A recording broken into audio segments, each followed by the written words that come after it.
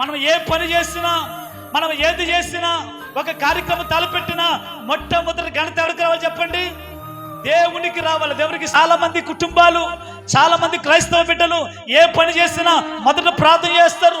ఎక్కడికి వెళ్ళినా దైవజనుడితో ప్రార్థన చేయించుకుంటారు. ఏ కార్యక్రమంలో ఉన్నా దైవజనుడు ముందు పెడతారు. ఎందుకని? దేవునికి ఘనత రావాలి. దేవునికి స్తోత్రం చెప్పండి గట్టిగా. మనోడు ఈ బెల్షాజరు ఏం చేస్తాడంటే మనస్సును అణుచుకొనక, ఏమనుకోవట్లేదంట? చెప్పాలి ఏమనుకోవట్లేదంట? మనస్సును అణుచుకోవట్లేదు. కొంతమంది చూడండి, మనస్సును అణుచుకోరు. నచ్చినట్లుగా మనసు ఏది చెప్తే అది చేసేస్తారు. అందుకే కుర్రాలు అంటారు, మరి ఎంతకాలం బ్రతుకుతో మనకు తెలియదురా, మనకు నచ్చినట్లుగా ఏం చేయాలి?